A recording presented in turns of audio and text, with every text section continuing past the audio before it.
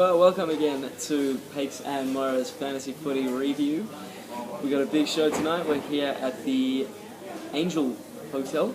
Special place for me, Mora. This one, place for my first drink, first legal drink. 18-year-old, came down here with my dad. Well, I think that's cause enough to celebrate, Payks. Cheers, mate.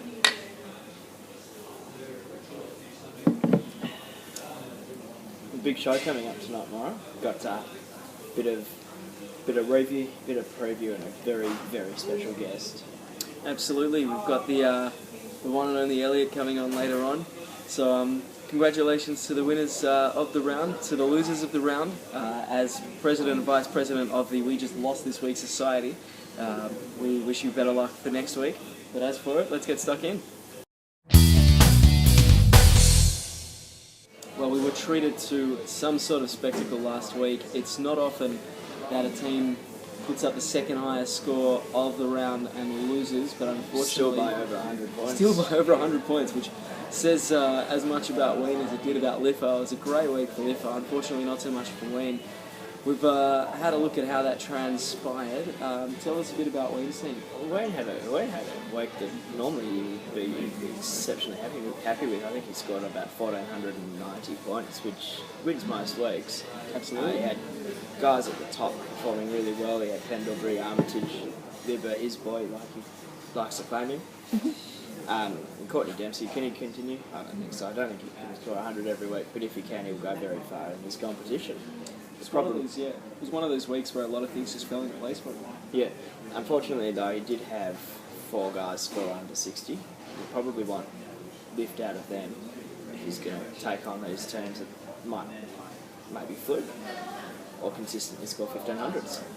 Absolutely. Well, speaking of teams for whom it all just fell into place, I had a look at Liffa, and he's just had, including 98s and 99s as centuries, which we're going to do. He's got 8 players hung up, which is remarkable. A couple that you would expect that from, like a Gibbs, a Griffin, a side bottom. Tory Dixon, not going to get 100 out of him every week.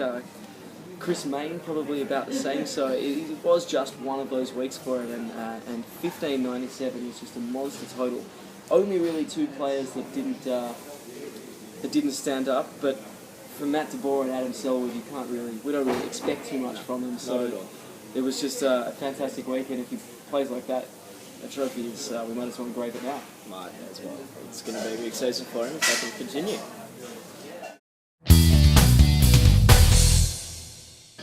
Well, it's time to look at the week ahead. Payks, enough of this reflection. Time to stop looking in the rearview mirror and start looking over the steering wheel. We've got one of the great games coming up this week, one that everyone looks forward to. Tell us a bit about it, Payks. Well, it's can't go past the Tull versus Eugene, buddy. Those guys genuinely hate each other like you would never believe. Anyway, I think it could actually be a good game. They've both had some decent wins, maybe some more convincing than others.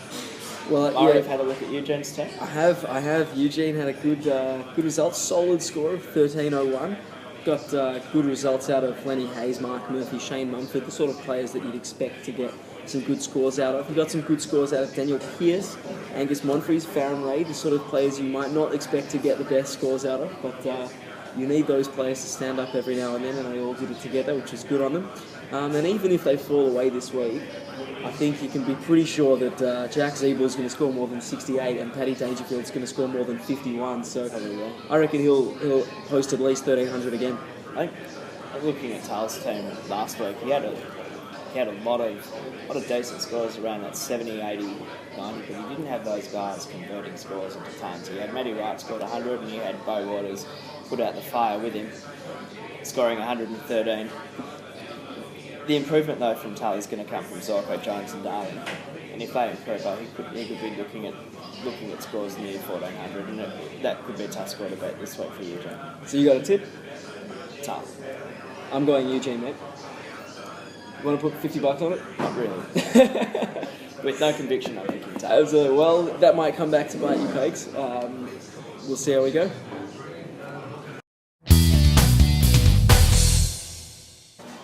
Well, we are here with our winner of the week.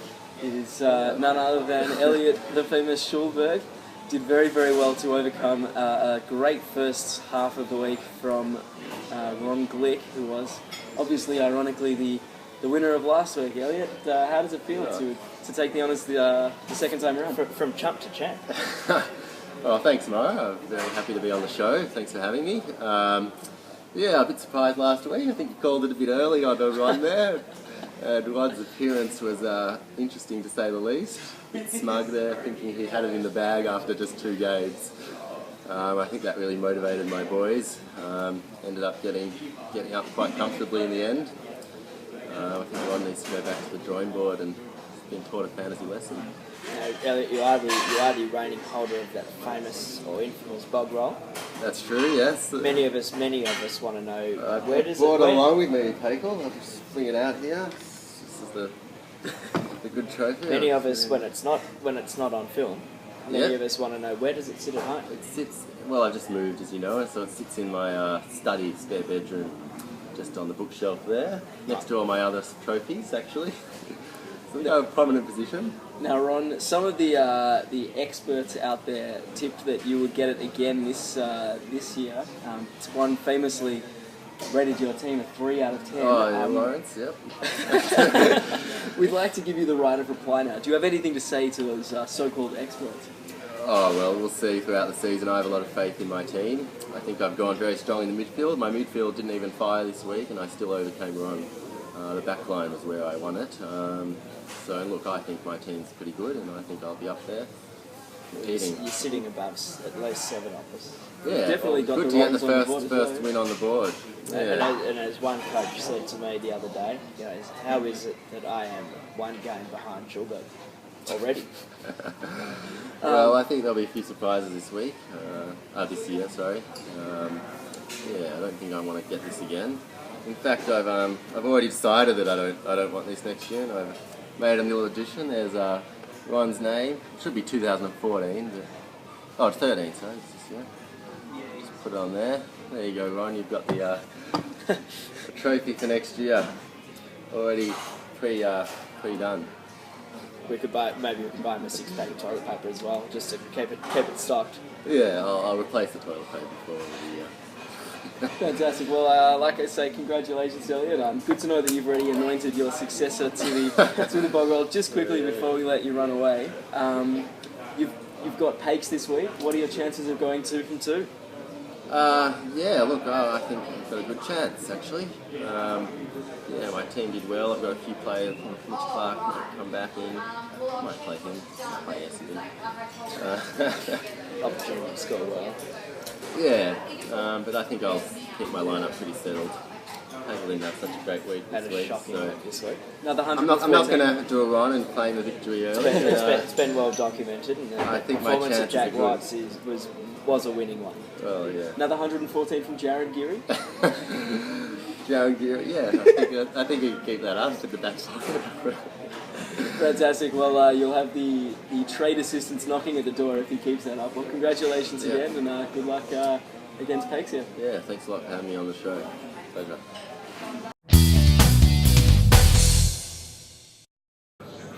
Well, Payks, it is time for the lucky number again this week, and we've chosen 20 this week. Payks, would you like to shed some light on why we've chosen 20? Well, again, we've got 5 reasons for this number.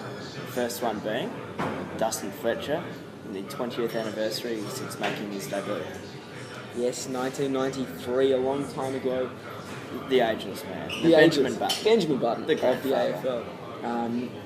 For number 20 this week, Hawthorn Hawks were 20 points up at half-time before another bit of a choke against the Cats.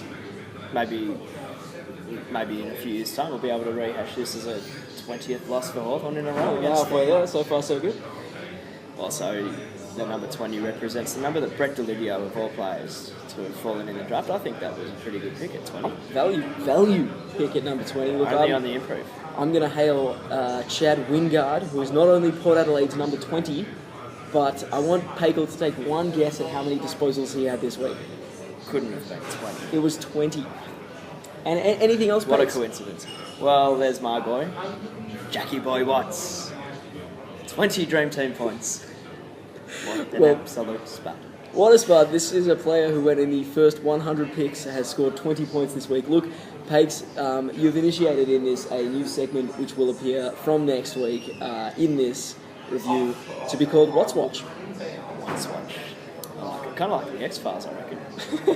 It will probably get as much interest, where we will obviously be keeping an eye on the great man, Jack Watts, and his progress.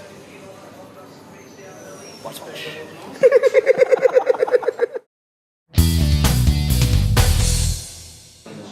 Well, Payks, the end of another episode, another fantastic one, if I may say so myself. Hopefully some laughs, seen some great tweets come through.